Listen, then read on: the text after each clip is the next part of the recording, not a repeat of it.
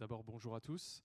Alors aujourd'hui, je vais vous parler donc de Kubernetes et la façon dont ça va changer le code que vous allez faire. Alors, je ne vais pas parler de votre intégration avec votre IDE et je ne vais pas parler, vous allez avoir assez peu d'exemples de code, c'est un quickie, je vais essayer d'aller vite. En plus, vous venez de manger, donc je vais essayer de vous réveiller un peu, pas que tout le monde s'endorme. Et donc, je parlais pas de l'intégration avec l'IDE, je parlerai vraiment de l'organisation de votre code, ou plutôt le design du code que vous allez faire. Voilà, donc c'est juste un. Et aussi, je vais prendre en compte le fait que vous avez déjà des notions, par exemple de 12 factor ou des choses comme ça. Donc, je ne vais pas reparler de ces types de contextes. Très vite sur moi, donc je suis freelance en SRE, Barpilot c'est ma société, mais surtout je suis cofondateur de P7T.tech et c'est des podcasts techniques, donc pour l'instant on en a 3. DevOps sur le DevOps, dans ton cube sur Kubernetes. Et votre profil nous intéresse avec des expériences et des retours de développeurs. Voilà, donc si vous voulez aller faire si vous voulez aller jeter un coup d'œil, voilà, ou même participer, ce serait cool. D'abord, un petit retour, on a parfois tendance à penser que les idées, les organisations, les outils viennent dans un espèce de maelstrom et les idées apparaissent un peu normalement en fait et qu'elles n'ont pas de lien. En fait, si elles ont vraiment tout un lien entre elles, et par exemple, on n'aurait pas pu avoir, enfin, si Einstein était né sous François Ier, il n'aurait clairement pas inventé, E égale MC2, il l'aurait pas du tout théorisé. Euh, donc en gros, ce qu'il faut bien voir, c'est que toutes les idées ont un lien entre elles et tout ce qui peut arriver arrivera. Et c'est sur ce peu qu'on va essayer de regarder. Un petit point d'abord sur Kubernetes, je vais le faire très très rapidement. Kubernetes, c'est avant tout un framework distribué, si jamais on regarde ce qu'il peut faire. C'est-à-dire que vous pouvez faire tourner des tâches long running, donc des démons. Vous pouvez faire des short running, tout ce qui est des jobs, donc des tâches spécifiques. Vous avez tout un système de partage de données, de configuration, de secrets. Vous avez également toute une notion d'entrée et sortie qui est définie, c'est-à-dire on définit que votre application, elle parle sur HTTP, sur tel port. On peut même définir son API, ça veut dire que sur slash, elle va faire telle chose en fait en fonction du pass.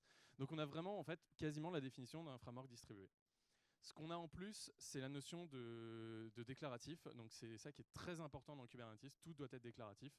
Donc pensez à un YAML. Je ne vous donne pas d'exemple, mais tout est sous format de YAML la plupart du temps. En déclaratif, en fait, c'est je voudrais une tasse de thé. Ça, c'est du déclaratif. Vous voulez le résultat. Si jamais on voyait de l'impératif, pour avoir une tasse de thé, vous diriez alors faites-moi bouillir de l'eau, mettez-le dans une tasse de thé, ajoutez des feuilles de thé dedans, laissez infuser quelques temps, puis servez-moi ça dans une coupe. Et ça, c'est une tasse de thé. Vous voyez la différence entre les deux, c'est que d'un côté, vous avez sûrement de l'impératif, c'est les scripts de configuration que vous avez dû faire en Ansible, en Chef, en quoi que ce soit. De l'autre côté, dans Kubernetes, on s'attache à ce que ce soit déclaratif. Je veux le résultat. La façon dont c'est fait m'importe assez peu. Bon, on espère quand même que ça marche, mais ça va nous le dire. Ça va nous dire oui, non, j'ai réussi à faire l'état que je veux. Donc, quand on revient à l'idée, donc Kubernetes vient d'un monde où il y a eu du cloud, où il y avait du DevOps, avec des technologies comme Docker, Borg chez Google. Donc, ça vient de toutes ces idées, ces concepts. Et là, ce qu'on va se poser comme question, c'est et maintenant, qu'est-ce que ça va impacter? Quel sera le next step? En quoi ça va impacter l'informatique et le code en particulier? Déjà, on peut avoir plein de services. Bon, bah ça c'est assez simple, c'est qu'on peut casser donc un énorme monolithe en plein de petits services parce que le coût de rajout d'un nouveau service est assez faible. C'est une nouvelle déclaration d'un nouveau service. Ça, simple, on va appeler ça des microservices et avec Kubernetes, on va pouvoir l'avoir facilement. Donc déjà, c'est une façon d'organiser son application. Mais en plus, on peut avoir quelque chose d'un peu plus intéressant, en tout cas qui donne un peu plus de valeur, c'est le FAS. Et le FAS, donc c'est pour Function as a Service. Globalement, ça va être votre AWS Lambda que vous allez pouvoir faire sur un Kubernetes. Si jamais vous avez un doute que ce n'est pas possible à faire, voilà un exemple de projet qui implémente du Function as a Service dans Kubernetes. Le projet au milieu, c'est Knative. Ça va être celui qui a gagné la guerre, on va dire, pour l'instant. Donc voilà, Knative au milieu. Et donc clairement, vous pouvez faire, vu qu'il y a cette définition d'entrée-sortie, comme vous avez la définition de ce que fait tourner mon application, vous pouvez clairement faire du Function as a Service sur Kubernetes. Ensuite, dans les patterns, les anti-patterns en fait, qu'on peut retrouver, qui étaient très bien avant et qui maintenant avec Kubernetes deviennent un peu obsolètes, c'est le multi-tenant, c'est-à-dire d'avoir une application qui gère beaucoup de clients différents. Ça devient un anti-pattern en Kubernetes, puisque comme on l'a vu, installer un nouveau service, c'est une variable qui change dans un YAML. En fait, le coût d'exploitation ou le coût de maintenance de notre service devient simple. Il vaut mieux avoir du single tenant. Vous pourrez comme ça faire du versionning par client, vous dire qu'un client, vous lui mettez la dernière version parce qu'il en a besoin, alors que les autres, vous les laissez sur une version stable. Et ça va être beaucoup plus simple de gérer votre code là-dedans. Vous aurez moins de dépendance, votre base de données partagée, vous l'aurez pu, donc tous les droits d'accès, tout la GDPR, etc., tout ça sera beaucoup plus simple à gérer dans un single tenant. Et c'est quasiment gratuit quand on est dans Kubernetes. Dans toute la partie audit et testing, ça va aussi avoir un impact. Et en fait, dans Kubernetes, donc, on a dit qu'on était déclaratif. Ce qu'on va faire, c'est qu'on va dire ce qu'on fait. Donc, on définit notre API à Kubernetes. L'avantage, c'est qu'en plus, Kubernetes va pouvoir, en utilisant Prometheus, par exemple, tester ce qu'on fait. Et donc là, en fait, on va avoir une notion de test de SLA. Je dis ce que je fais et je teste ce que je dis. Et ça, Kubernetes va pouvoir l'apporter grâce à cette définition d'entrée et sortie. Vous avez aussi des fois des applications qui peuvent être très compliquées à gérer. C'est des applications que vous allez manager un peu à la main. Kubernetes a des notions de liveness, donc des sondes de vie et des sondes de ready, qui vont vous permettre de gérer des applications un peu plus compliquées, du type des applications qui des fois crashent. Bon, là, la liveness va rebooter mon application sans avoir besoin de m'appeler en astreinte. Je ne veux pas être appelé en astreinte. Mais encore mieux, les applications qui ont des fois qui sont assez longues à booter, et donc je ne veux pas leur envoyer du trafic rapidement.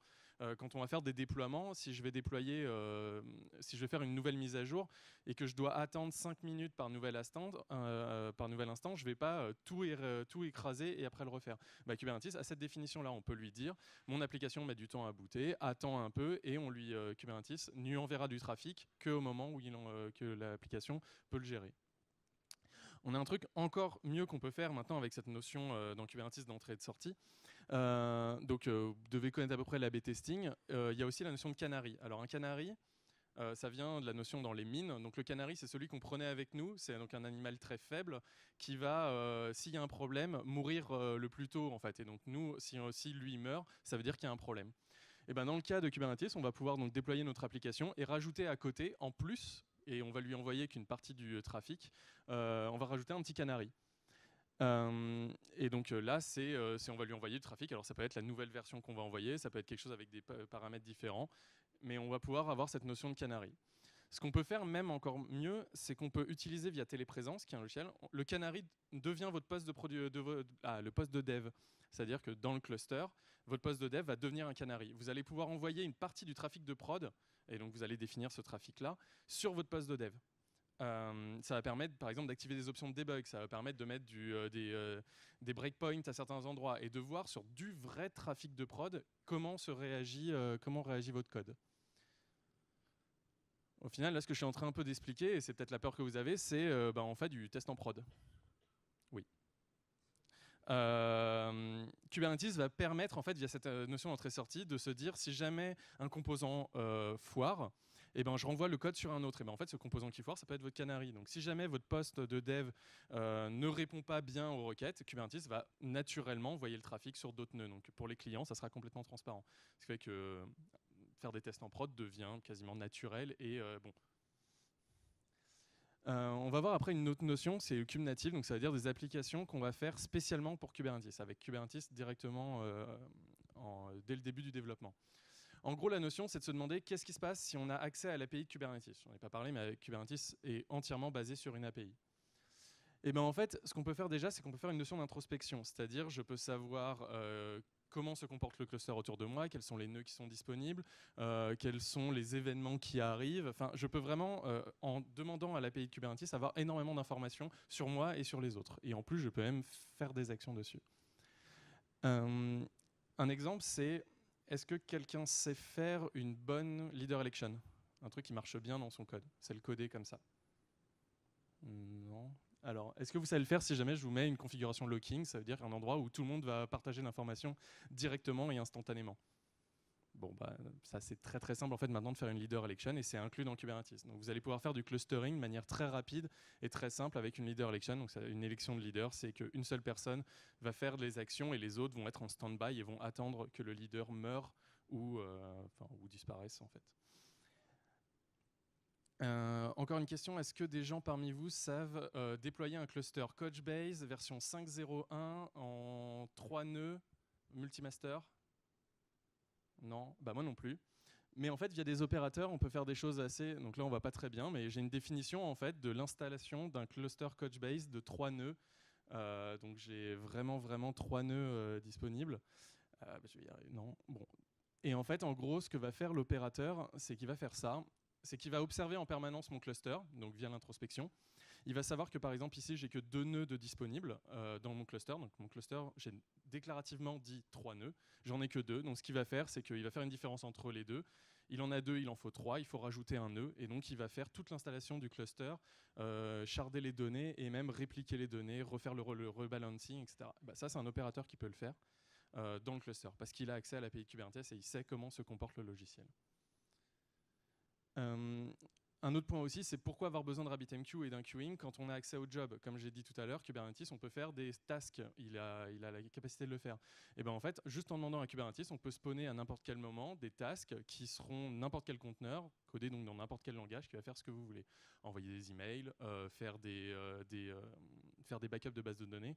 Et encore plus de faire des backups de bases de données, c'est que vous pouvez le faire en cron. Il y a un système de cron dans Kubernetes qui vous permet de faire des tasks. Donc n'importe quelle application peut demander à installer un cron qui sera exécuté à l'intervalle voulu par votre application.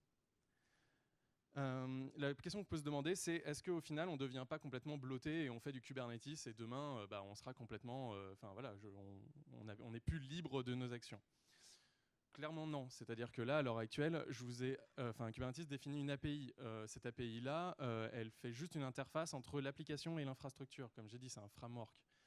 C'est que des concepts. Je vous ai peu montré de code en fait jusque-là. Donc ça veut dire que potentiellement vous pouvez le réimplémenter dans n'importe quel autre langage où quelqu'un pourrait faire un Kubernetes 2 ou un Kubernetes NG ou n'importe quoi. Et surtout, si jamais Kubernetes vous a permis d'aller vite dans votre code et à déployer rapidement, globalement vous pourrez déployer rapidement une version qui n'utilise pas Kubernetes mais qui a toujours ces mêmes concepts. La conclusion en fait de tout ce qu'on peut voir là, alors là ça va être la partie un peu trollesque. Est-ce que c'est vraiment maintenant important de s'occuper de notre code? Est-ce que notre code, c'est-à-dire la qualité du code, mais surtout le langage, etc., devient important? Pas vraiment en fait. La question qu'il faut se poser, c'est est-ce que ça marche? Bon ça marche, je vais en prod, et puis si ça marche pas, je recode. Et donc en gros, on enlève un peu la religion qu'on a autour de Kubernetes, autour du langage et dans notre métier, qui est plutôt, au lieu de croire, on va savoir. C'est je sais que mon code marche parce que je l'ai testé, parce qu'il a été testé, parce que la SLA est vérifiée, etc. Donc moi, ce que je veux, c'est que juste mon code marche. Qu'est-ce que ça veut dire marcher? C'est le petit astérisque. Et maintenant même, est-ce que c'est important de s'occuper d'un code maintenable? Est-ce qu'il faut avoir du code maintenable en fait? Est-ce qu'on veut avoir de belles classes bien faites, qui dureront dans le temps, etc. En fait, est-ce que vous voulez le maintenir dans le temps, ce langage-là, cette application? Est-ce que vous ne voudrez pas plutôt un jour tracher votre legacy? Essayez de faire avant tout des applications qui peuvent être supprimées rapidement. Quand vous ajoutez quelque chose, réfléchissez à comment vous allez le supprimer. Et en fait, c'est la façon de faire pour pouvoir demain gérer votre legacy de manière plus simple. Et Kubernetes va vous le permettre via tous ces concepts-là. Bon, est-ce que là je suis pas allé un peu trop loin? Possible, c'est-à-dire que est-ce que ce sera pas une nouvelle étape après pour ça? Mais potentiellement, demain, si votre code change, si la code base change de 100% tous les ans, est-ce que c'est important d'avoir un code maintenable? Voilà, c'est une question qu'on peut se poser. Et la question qu'on peut se poser aussi, c'est demain. Comment ça va se passer? Quels seront les nouveaux concepts après même tous ceux que j'ai présentés? Potentiellement, on pourra avoir du microservice que vous allez utiliser comme une librairie. Vous irez sur GitHub, vous trouverez un microservice quelconque qui marche bien pour votre besoin, et vous allez l'importer, mais comme maintenant vous le faites avec une librairie. Ça sera un import d'un microservice quelconque qui sera fait dans un langage dont vous ne voulez pas connaître la source.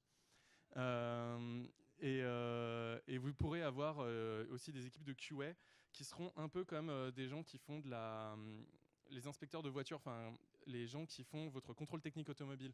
C'est-à-dire qu'ils seront là pour valider que tous les projets dans votre entreprise, ils respectent bien leur SLA. Ce n'est pas les équipes en elles-mêmes qui vérifient leur SLA, mais quelqu'un d'autre. Et l'équipe de QA, en regardant et en monitorant tout le cluster, pourra savoir si les gens ont bien fait ce qu'ils avaient dit qu'ils allaient faire.